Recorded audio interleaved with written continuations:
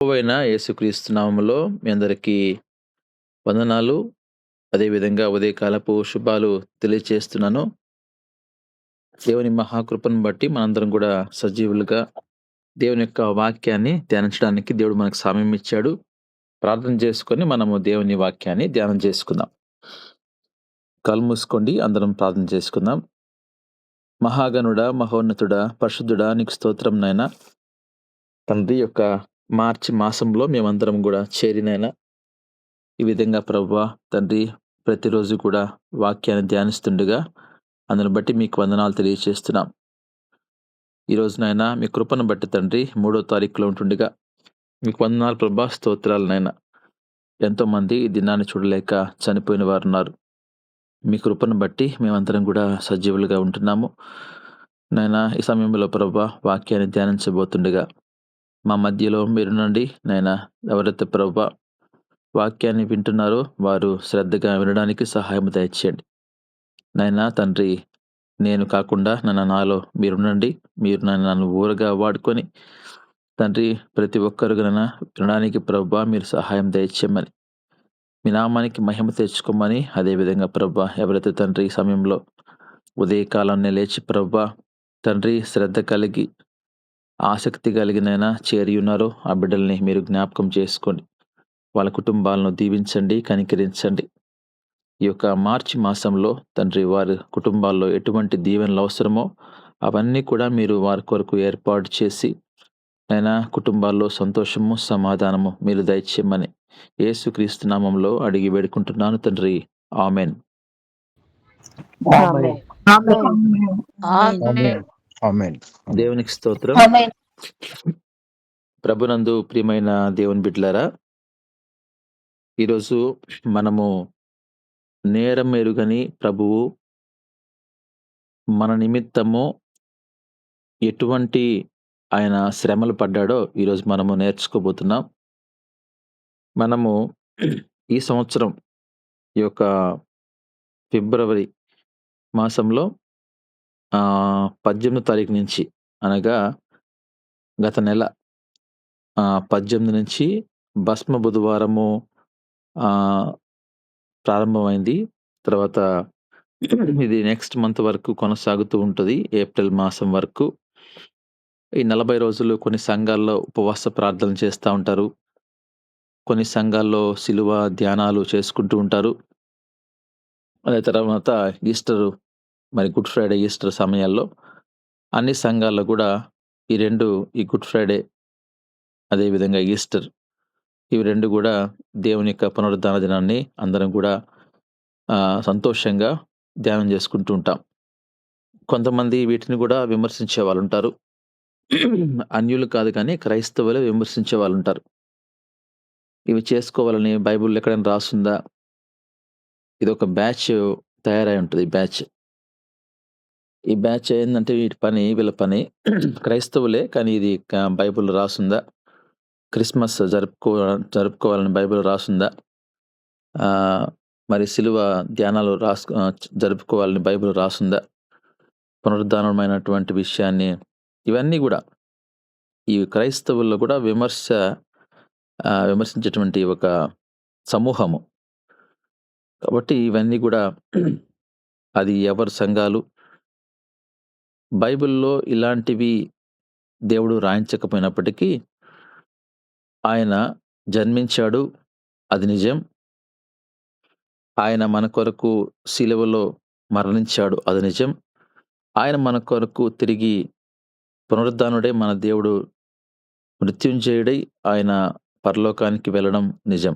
కాబట్టి మనము వాటిని జ్ఞాపకం చేసుకుంటూ సంతోషిస్తూ ఆ సమయాన్ని మనం ఉపయోగించుకొని కొన్ని మనము ఆత్మీయంగా బలపడడానికి ఉపయోగించుకుంటూ ఉంటాం. కాబట్టి ఇలాంటివి కూడా భూతద్దాల్లో పెట్టి చూసేటువంటి క్రైస్తవ బిడ్డలు, క్రైస్తవ సంఘ కాపరులు ఈ రోజుల్లో లోకంలో ఉన్నారు. నేను వాళ్ళని విమర్శించడం లేదు, కానీ వాళ్ళలో కూడా మార్పు రావాలి, అదే మనం కోరుకోవాలి. కాబట్టి ఇలాంటివి ఆచరించని వాళ్ళు వారి పుట్టినరోజులు కూడా ఆచరించకూడదు, వాళ్ళ పిల్లల పుట్టినరోజులు ఆచరించకూడదు. వాళ్ళ కుటుంబ సభ్యుల్లో వివాహ దినోత్సవాలు ఆచరించకూడదు.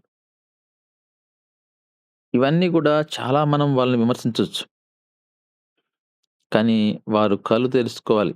ఇలాంటి సందర్భాలు మనము ఉపయోగించుకుంటూ, దేవుని యొక్క జనన, మరణ, పునరుద్ధానాన్ని జ్ఞాపకం చేసుకుంటూ, సువార్తను ప్రకటించడానికి సమయం గాబట్టి, ఆ సమయాన్ని మనం ఏర్పాటు చేసుకుంటూ, మనము ఆత్మీయంగా బలపడ్డానికి వీటిని ఉపయోగించుకుంటూ మనం ముందుకు పోవాలి అని మీకు మరొకసారి తెలియజేస్తున్నాను. క్రిస్మస్ మాసంలో గూడా నేను ఇదే విషయాన్ని మీకు తెలియజేశాను.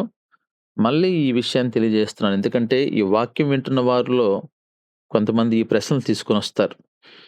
అందునిమిత్తము నేను మీకు తెలియజేస్తూ దీన్ని నేను ప్రారంభం చేస్తా ఉన్నాను. ఈ 40 రోజుల యొక్క ఉపవాస ధ్యానాలు మనము గమనించినప్పుడు, ఇది మనకు బుధవారం గత నెల 18వ తారీఖు నుంచి ప్రారంభించబడి, నెక్స్ట్ ఏప్రిల్ మాసం 2వ తారీఖు వరకు ఇవి కొనసాగుతూ ఉంటాయి. 3వ తారీఖున గుడ్ ఫ్రైడే, 5వ తారీఖున ఈస్టర్ జరుపుకుంటూ ఉంటాం. ఇట్లా ఒక్కొక్క నెల, ఒక్కొక్క సంవత్సరం ఒక్కొక్క విధంగా ఇది జరుగుతూ ఉంటుంది. అయితే ఈరోజు మన యొక్క అంశం ఏందంటే, శిలువ శ్రమల గురించి మరి మా సంఘంలో ప్రారంభం చేశాము. ప్రతిరోజు కూడా సాయంకాల సమయంలో ఆరాధన జరుగుతా ఉంది.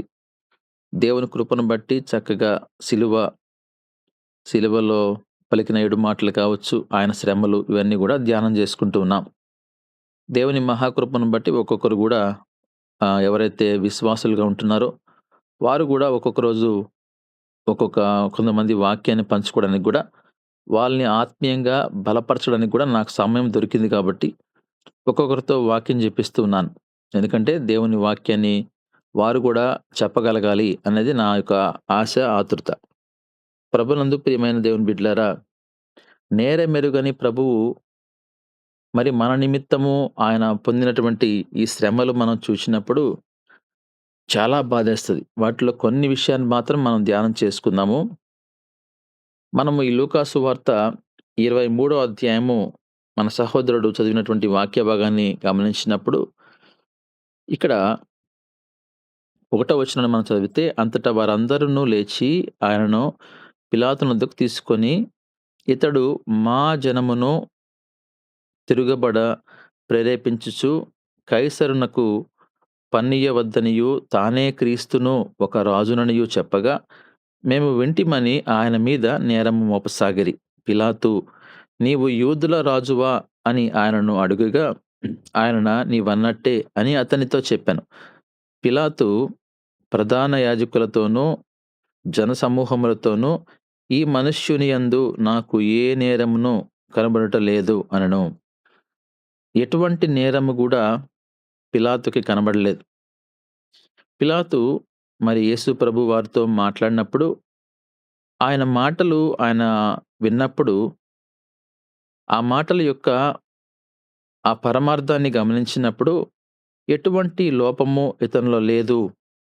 ఎటువంటి నేరము ఇతను చేయలేదు. కనుక ఒక ప్రధాన యాజకులతో, జనసమూహముతో పిలాతు ఈ మాట చెప్పాడు. కనుక ప్రభునందు ప్రియమైన దేవుని బిడ్డలారా, అక్కడ అనేక మంది కూడా కూడి ఉన్నారు. ఎంతో మంది కూడా మరి యేసు ప్రభు వారి యొక్క గొప్ప కార్యాలు చూశారు. ఆయన నడిచిన ప్రతి నడవడికను గమనించారు. ఆయన ప్రవర్తనను అందరూ చూశారు. ఈ యొక్క ప్రధాన యాజకులు, జనసమూహము, పరిసయ్యులు, సద్దూకయ్యులు వీళ్ళందరూ గూడా ప్రతిసారి గూడా ఆయన్ను అవమానపరచాలని వాళ్ళు ప్రయత్నం చేస్తున్న విషయాన్ని గూడా అందరూ గమనిస్తున్నారు. కనుక ఒక మంచి కార్యం చేస్తున్నప్పుడు చుట్టూ గూడా అవమానించడానికి అనేక మంది పొంచి ఉంటారు. అదే విధంగా ఒక మంచి చెట్టుకు, ఒక పండ్లున్నటువంటి చెట్టుకు ఏ విధంగా అయితే అందరూ రాళ్ళు వేసి ఆ పండ్ల కోసము మనము తొందరపడతామో, దేవుడు గూడా ఆయన మంచి క్రియలను బట్టి, ఆయన చేస్తున్నటువంటి గొప్ప అద్భుత కార్యాలను బట్టి, ఆయన యొక్క నడవడికను బట్టి అనేక మందిని ఆయన ప్రభావితం చేస్తున్నప్పుడు, అనేక మంది ఆయనకు ఫాలోవర్స్‌గా, ఆయన శిష్యులుగా తయారవుతున్నప్పుడు, చుట్టుపక్కల వారికి అసూయ ఏర్పడుతుంది. అది చూసి వాళ్ళు తట్టుకోలేక వారు ఈ విధంగా మరి అనేక నేరాలు మోపారు. ఆ నేరాలు మోపినటువంటి ఆఖరి సమయంలో మరి ఆ రాజు దగ్గర తీసుకొచ్చినప్పుడు ఆయనలో ఎటువంటి లోపం కనబడలేదు. ఎందుకంటే ఎక్కడ గూడా ఎటువంటి ఆధారాలు లేవు. వాళ్ళ నిందలకు ఆధారాలు లేవు.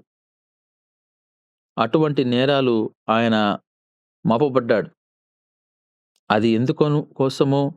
మన నిమిత్తము. మనం చేస్తున్నటువంటి మనం చేసినటువంటి యొక్క పాపాల నిమిత్తము ఆయన శిలువ మరణము అప్పగింపబడాలి కాబట్టి, ఆయన శిలువ మరణము పొందాలి కాబట్టి, ఆయన రక్తము కార్చబడాలి కాబట్టి, ఆయన రక్తము చిందింపబడితేనే మనకు ఆ యొక్క పరలోక రాజ్యము ఉంటుంది కాబట్టి, ఆయన రక్తము వలన మనకు రక్షణ ఉంది కనుక ఆయన ఆ నేరాలన్నీ వేస్తున్నప్పుడు ఆయన మౌనిగా ఉన్నాడు. మనము ఆయన పడినటువంటి మన కొరకు ఆ నిందల గురించి కొన్ని మనం చూసినప్పుడు మత్తయి సువార్త 27 అధ్యాయము 1 వచనంలో ఉదయమైనప్పుడు ప్రధాన యాజకులను, ప్రజల పెద్దలందరూ యేసును చంపింపవలెనని ఆయనను విరోధముగా ఆలోచన చేసి ఆయనను బంధించి మన కొరకు ఆయన బంధింపబడ్డాడు. ఆయన చేయనటువంటి నేరము నిమిత్తము మన కొరకు ఆయన బంధింపబడ్డాడు. కనుక ప్రభునందు ప్రియమైన దేవుని బిడ్డలారా, ఎవరిని బంధిస్తాం ఈ రోజున? దొంగల్ని మనం బంధిస్తాం. తప్పు చేసిన వారిని బంధిస్తాం.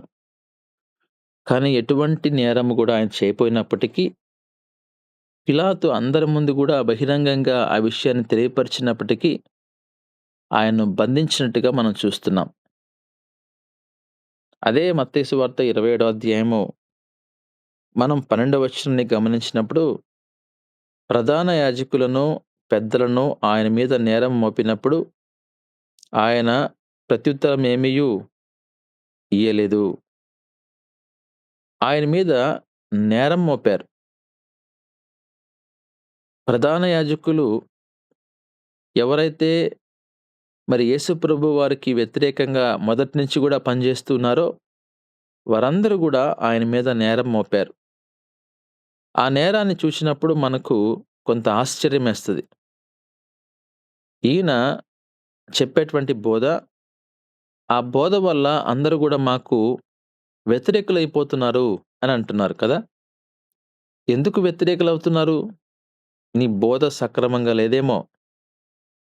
నీ బోధ మీరు ఎవరైతే ఆహ్, దేవునికి వ్యతిరేకులు, యేసు ప్రభు వారికి వ్యతిరేకులున్నారో, వారు బోధించేటువంటి బోధ మంచి మార్గంలో లేదేమో! అది గమనించకపోగా యేసు ప్రభువారు వారికి మంచి మార్గాన్ని బోధిస్తూ, అనేక మందిని ఎలా జీవించాలో ఆయన నేర్పిస్తున్నాడు. ఎలా బ్రతకాలి అనేది ఆయన తెలియజేస్తా ఉన్నాడు. ఎన్నో ఉపమానాలు చెప్తూ అందరికీ అర్థమయ్యేటువంటి భాషలో ఆయన బోధిస్తూ, అనేక మందిని ఆయన సమకూరుస్తున్నాడు. ఆయన చేసిన తప్పేంటి మరి? మహా జ్ఞానము కలిగినటువంటి మన దేవుడు. ఆయన జ్ఞానాన్ని అందరికీ పంచుతూ, ఆయన ముందుకు వెళ్తుంటే ఆయన మీద నేరం వేశారు. ఆయన బంధించారు.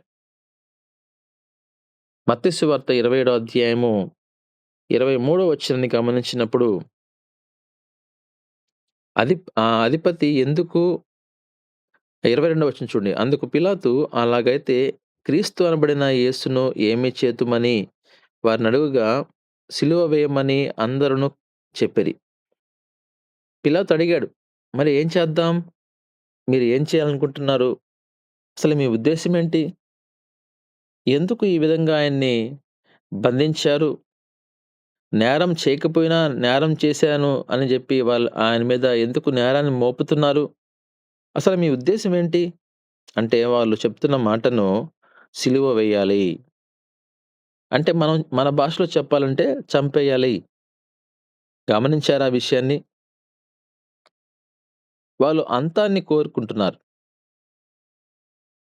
ఈ రోజున ఒకవేళ మనకు కూడా రావచ్చు. యేసు ప్రభు వారికి వచ్చినప్పుడు మనకు రావా? కనుక ఆయన అంటున్నాడు, "లోకంలో నీకు శ్రమ, ఆయనను ధైర్యం తెచ్చుకొనుడి. నేను లోకాన్ని జయించానంటున్నాడు." మన దేవుడు లోకాన్ని జయించాడు. ఎన్నో శ్రమలనుభవించాడు. ఈ యొక్క గుడ్ ఫ్రైడే, ఈ యొక్క ఈస్టర్ మనము ప్రతి సంవత్సరం గూడా దాన్ని జ్ఞాపకం జేసుకుంటూ ఉంటాం. ఆయన సిలువలో పలికిన మాటలు, ఆయన పునరుద్ధానాన్ని జ్ఞాపకం జేసుకుంటూ ఉంటాం. అవి జ్ఞాపకం చేసుకోవడం కంటే గూడా మన కొరకు ఇంత శ్రమలైన అనుభవించాడే, మరి ఆయన మన కొరకు పొందినటువంటి గాయాలు, లేకపోతే మన కొరకు ఆయన బంధింపబడ్డాడు. మన కొరకు ఆయన నేరం మోపబడ్డాడు. ఆయన సిలువ వేయమని అందరూ కేకలు వేస్తున్నారంట. అధిపతి ఎందుకయ్యా అలా అంటున్నారు అంటే, ఇతడు ఏ దుష్కార్యం చేశానని అడుగగా, లేదు వాడు సిలువ వేయమని మరి ఎక్కువగా కేకలు వేశారు అనే మాట చూస్తున్నాం 23వ వచనంలో. ఇటువంటి ప్రజల మధ్య మనము ఉంటున్నాము అని దేవుడు మనకు తెలియజేస్తున్నాడు. యేసుక్రీస్తు వారి యొక్క శిలువ మరణం గూడా మనం గమనించినప్పుడు, ఆయన సిలువకు బడక ముందు ఆ పిలాతు యొక్క ఆహ్, అందరూ ఉన్నప్పుడు ఆ తీర్పు సమయం నుంచి మనం గమనిస్తే గూడా మనం కొన్ని విషయాలు నేర్చుకోవాల్సినటువంటి విషయం ఉంది. ప్రజలు ఇలాంటి వారు నిందలు మనం చేయకపోయిన తప్పులు మన మీద వేసేటువంటి వారు ఉంటారు అనడానికి కూడా కొన్ని మనకు దేవుడు ఆనవాళ్ళు చూపిస్తున్నాడు. ఆయన ఏ తప్పు చేయకపోయినప్పటికీ ఆయన మీద ఎన్నో అబద్ధాలు, నిందలు వేసి, ఆయన్ని బంధించి, ఆయనను సిలువ వేయండి అని కేకలు వేస్తా ఉన్నారు. బరబ్బా దొంగ. ఆయన్ని విడిచిపెట్టమని చెప్తున్నారు. అటువంటి దొంగనేమో బందిపోటు దొంగనేమో విడిచిపెట్టాలి. మరి యేసు ప్రభు వారినేమో సిలువ వేయాలి. అంత మాత్రమేనా? చూడండి 26వ వచనంలో మనం గమనించినప్పుడు అప్పుడతడు తన వారు కోరినట్టు బరబ్బను వా వారికి విడుదల చేసి యేసును కొరడాలతో కొట్టించి సిలువ వేయ అప్పగించెను. కొరడాలతో కొట్టిచ్చారంట. కొరడాలతో మనం ఈరోజు మనుషులు కొట్టే పరిస్థితి ఉందా? మనము జాటీలంటాం. ఈ మనము పశువుల్ని అదలాయించడానికి మనం ఉపయోగిస్తాం. కొరడాలతో కొట్టించారు. ఎంత కక్షండి మన దేవుని మీద. ఎంత కక్షండి యేసు ప్రభు వారి మీద. వారు ఆ యొక్క గొప్పతనాన్ని ఓర్చుకోలేకపోయారు. ఆయనకున్నటువంటి ఆ యొక్క ఫాలోయింగ్‌ని. ఈరోజు అనేక మంది ఉన్నప్పటికీ కూడా నేనదే ఎక్కువ సార్లు ఆశపడుతుంటాను. యేసుక్రీస్తు వారితో కాలాన్ని కొలిచారంటే ఆయన ఎంత ప్రభావితం జేశాడు? ఎంతమంది హృదయాలను ఆయన దోచుకున్నాడు? ఎంత గొప్ప దేవుడు ఈరోజు మనం దేవుడుగా కలిగి ఉన్నాం. ఆలోచించాల్సినటువంటి సమయం. మన దేవుడు ఎంత శ్రమలు పడ్డాడో గూడా మనం జాగ్రత్తగా వాటి గురించి ధ్యానం జేసుకోవాలి. ఆయన ఎన్నో శ్రమలు ఆయన అనుభవించాడు. ఎన్నో బాధలు, ఎన్నో నిందలు ఆయన జీవితం మనం గమనించినప్పుడు, ఆ జీవితం ద్వారా మనం ఎన్నో పాఠాలు నేర్చుకోవాల్సినటువంటి సమయం. కొరడాలతో ఆయన్ని కొట్టారు. 29వ వచనాన్ని గమనించినప్పుడు, ముండ్ల కిరీటమును అల్లి ఆయన తలకు పెట్టి, ముండ్ల కిరీటము అది అది పనిగా వాళ్ళు దాన్ని తయారు చేయించారు. ఆ ముళ్ళ కిరీటాన్ని వాళ్ళు అల్లించారు అని చూస్తున్నాం. ఏ విధంగా ఆయనకి శ్రమల పెట్టాలి అని వాళ్ళు ఆలోచిస్తూ, ఇది కాపోతే మరొక దానికి ఇంకొద్దిగా బాధపడాలి. కొరడాలతో కొట్టారు. అయినప్పటికీ వాళ్ళకి ఆశ తీరలా. ఇంకా మళ్ళీ ఏం చేద్దాం? ఇంతకంటే ఇంకేమైనా శ్రమ పెట్టొచ్చా?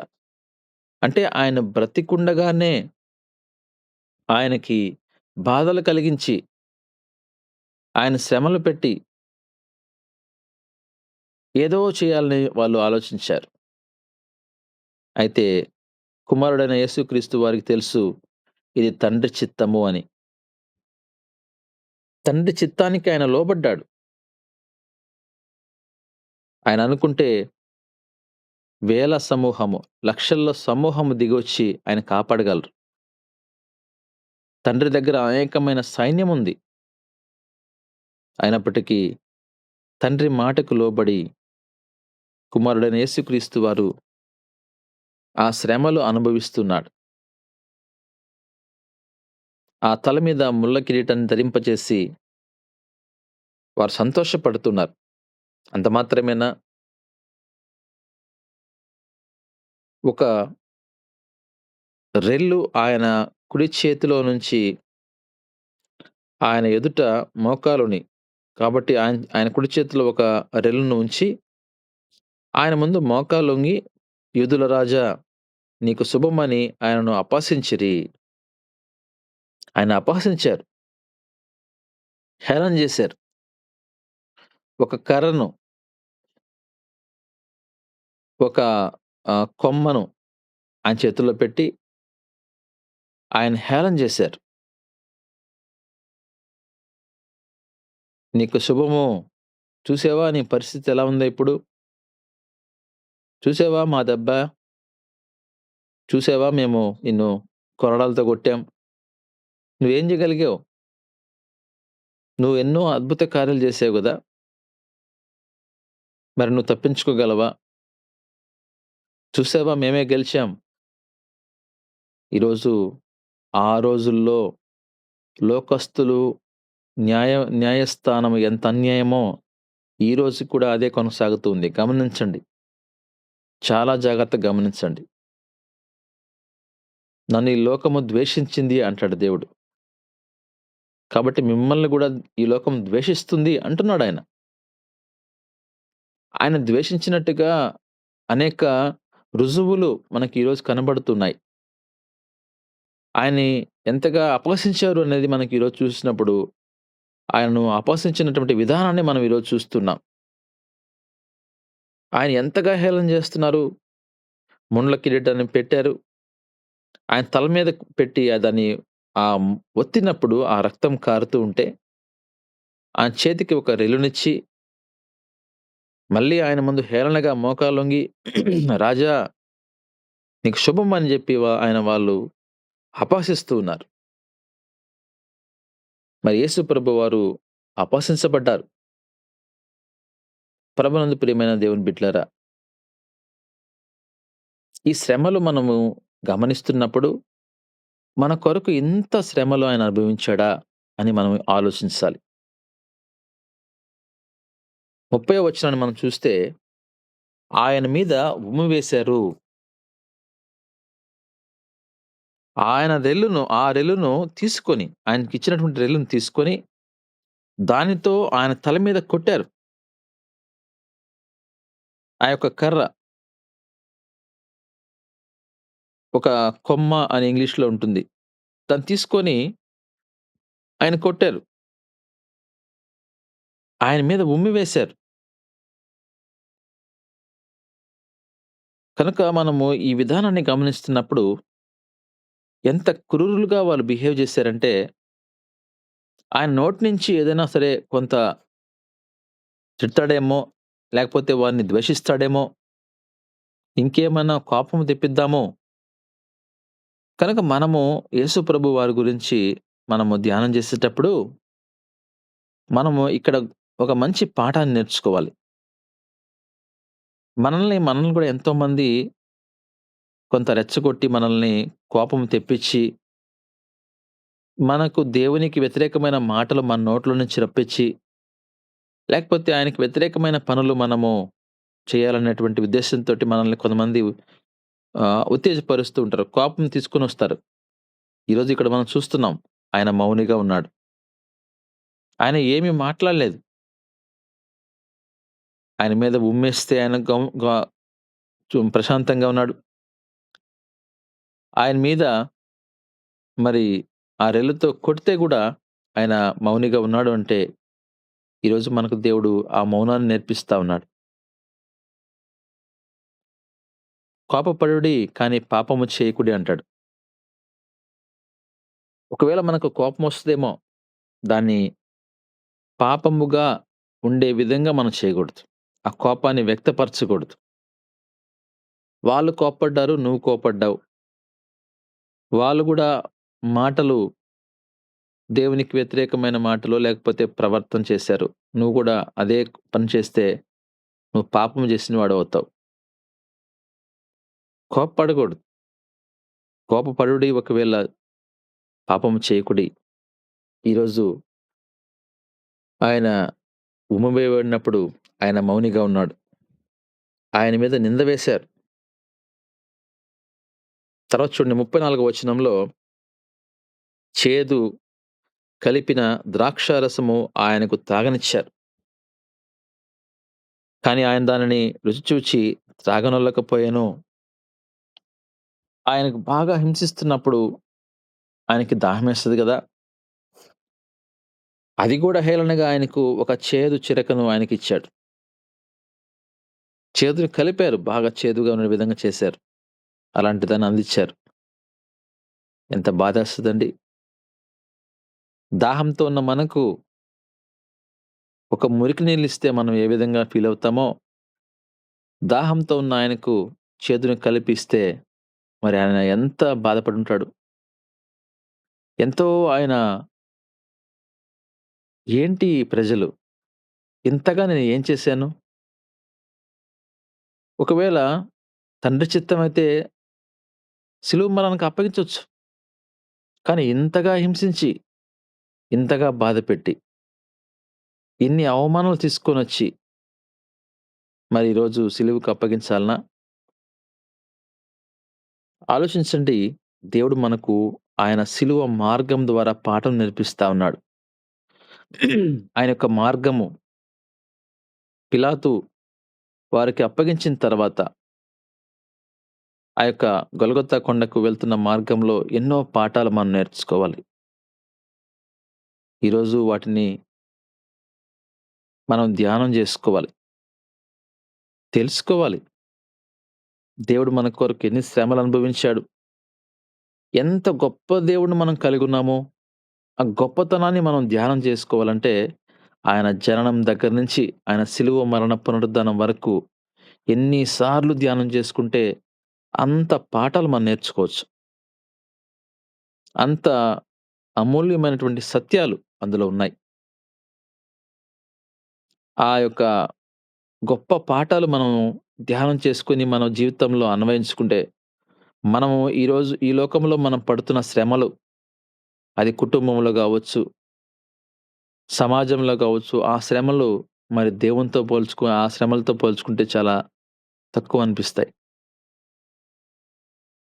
ఈరోజు ఆయన్ని అపహసించారు.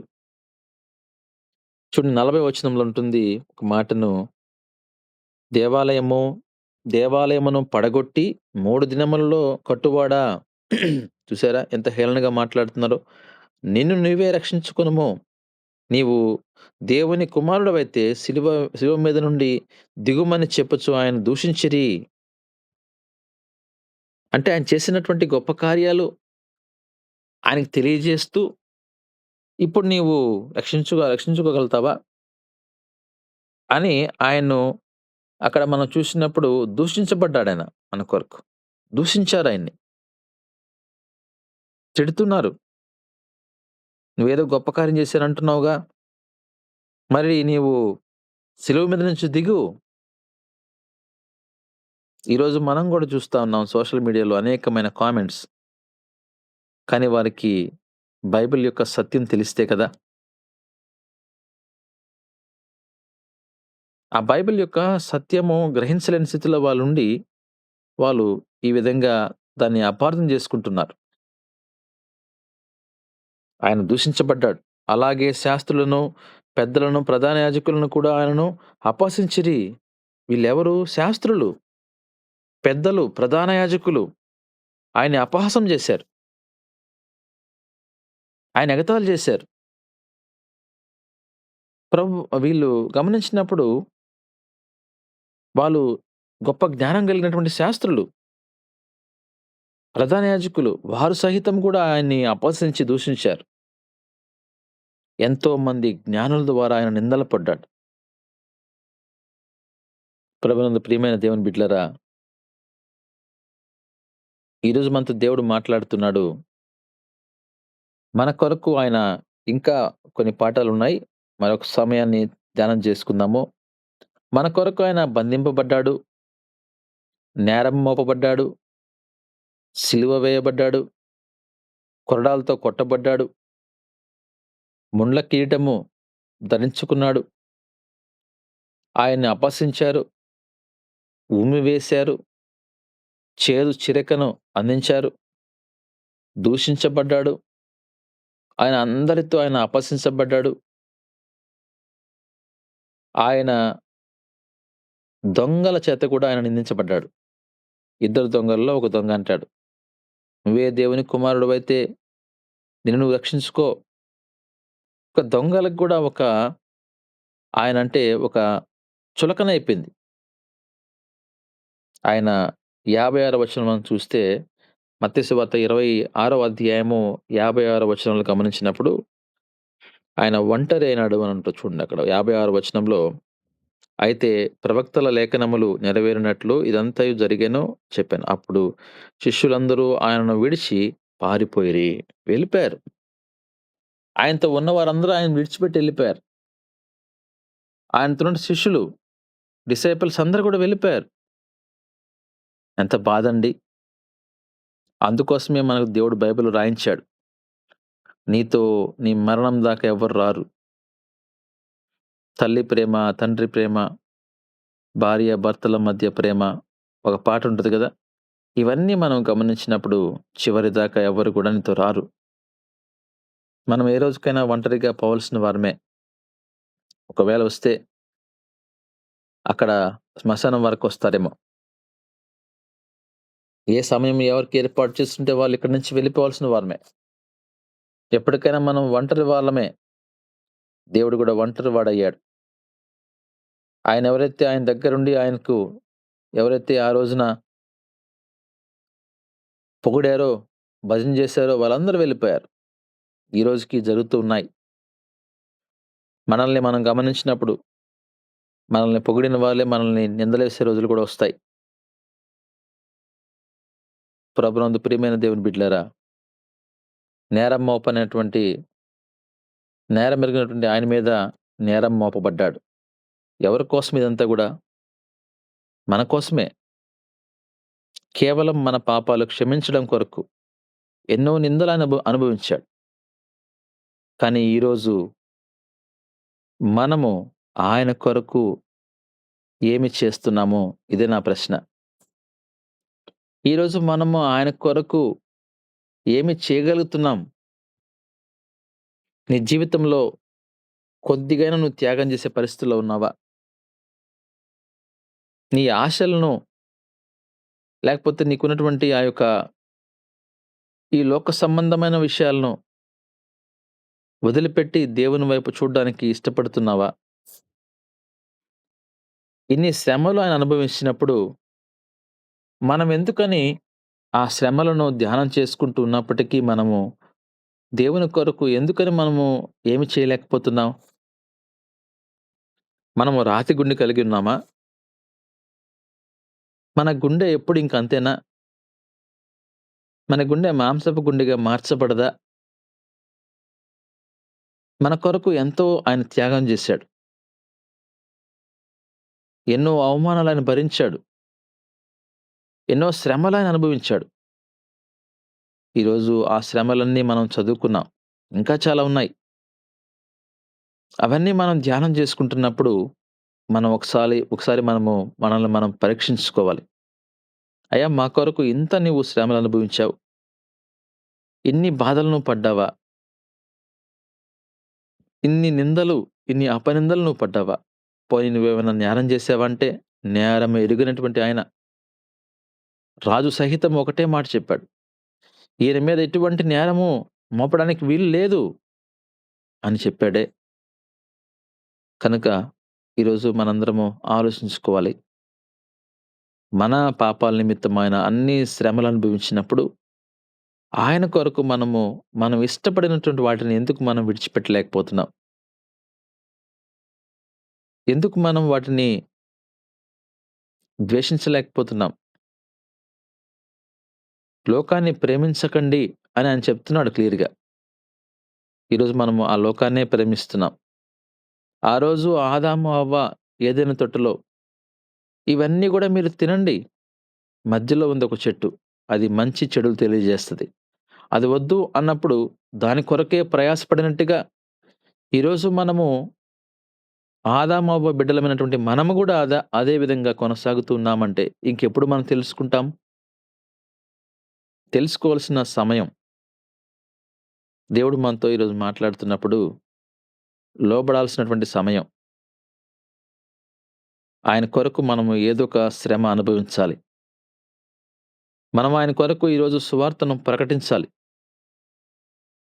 ఆయన మన కొరకు చేసిన త్యాగాన్ని అనేక మందికి బోధించాలి. అదే సువార్త. జనన, మరణ, పునరుద్ధానమే సువార్త. ఎందుకంటే మనం ఏం చెప్పాల్సిన అవసరం లేదు. ఆయన జన్మించడం, ఆయన జీవిత విధానం, మరణించడం, పునరుద్ధానం అవ్వడం ఇది మనం వివరించామంటే అదే గొప్ప సువార్త అని నేను మీకు తెలియజేస్తూ ఈ కొద్ది మాటలు ముగిస్తున్నాను. దేవుడి వాక్యాన్ని మన హృదయంలో భద్రపరిచి దీవించునుగాక. ఆమేన్. Thank you brother. అవునండి. పరిశుద్ధుడా, ప్రేమమయుడా, కృపయు కనికరం కలిగిన మా తండ్రి, ఘనమైన శ్రేష్టమైన ఉన్నతమైన నామానికి వేలాది స్థుతులు స్తోత్రాలు చెల్లిస్తున్నాం ప్రభా. గడిచిన కాలం అంతట్లో మీ రెక్కల నీడలో చక్కటి క్షేమంతో నింపి సజీలెక్కలుగా ఉంచి తండ్రి, మరొక దినంలో తండ్రి మేమందరం కలిసి మీ యొక్క సన్నిధిలో కనబడడానికి మీరు దయచేసిన గొప్ప భాగ్యాన్ని బట్టి వేలాది స్థుతులు స్తోత్రాలు చెల్లిస్తున్నాం నాయన.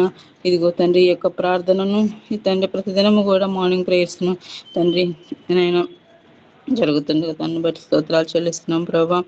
ఇప్పటివరకు జరిగి తండ్రి కొనసాగించినందుకు వందనాలు చెల్లిస్తున్నాం ప్రభా. అవును తండ్రి, మా కొరకు తండ్రి ఏ నేరము చేయనప్పటికీ తండ్రి మా కోసం తండ్రి శిలువ శ్రమలు అనుభవించినావు ప్రభా. నాయన మేము మీ కొరకు బ్రతకగలిగే జ్ఞానాన్ని, శక్తిని మాకు దయచేయండి తండ్రి. మా పాపాలని క్షమిస్తూ మమ్మల్ని ప్రేమిస్తూ మమ్మల్ని కాచి కాపాడుతున్నారు నాయన. మీకు కృతజ్ఞత కలిగి జీవించే జ్ఞానాన్ని మాకు దయచేయండి తండ్రి. తండ్రి మీరు చేసిన ప్రతి మేలును బట్టి మేము కృతజ్ఞత కలిగి ఉన్నట్టుకు సహాయం దయచేయండి తండ్రి. నాయనా మాకు మీరు చేసిన గొప్ప త్యాగాన్ని మేము మర్చిపోయే వారంగా కాకుండా తండ్రి మేము ధ్యానం చేసుకొని అయ్యా తండ్రి మళ్ళీ మిమ్మల్ని ఆయాసపరిచే స్థితిలో మేము ఉండకుండా తండ్రి అయ్యా తండ్రి మీకు మహిమను తెచ్చే బిడ్డలుగా మేము ఈ యొక్క లోకంలో బ్రతుకుటకు నీ పరిశుద్ధాత్మ శక్తిని మాకు దయచేయండి తండ్రి. నాయన తండ్రి మాకు చేసిన ప్రతి మేలును బట్టి వందనాలు చెల్లిస్తున్నాం ప్రభా. తండ్రి ప్రతి దినము కూడా ఇటువంటి ఆత్మీయ పాఠాలు వింటే కురుపునిస్తున్నారయ్యా. మా యొక్క జీవితాలలో వ్యర్థమైపోకుండానట్లు తండ్రి ప్రతి ఒక్క బిడ్డ యొక్క జీవితాలలో మంచి చక్కటి ఫలింపులను దయచేయమని మీ యొక్క పాదాలను బట్టి అడుగుతున్నాం తండ్రి. అడిగిన ప్రతివిని మాకు దయచేసినందుకు వందనాలు చెల్లించుకుంటూ యేసయ్య అతి శ్రేష్టమైన నామంలో అడిగి వేడుకొని పొందుకుని ఉన్నాం మా యొక్క పరమ తండ్రి.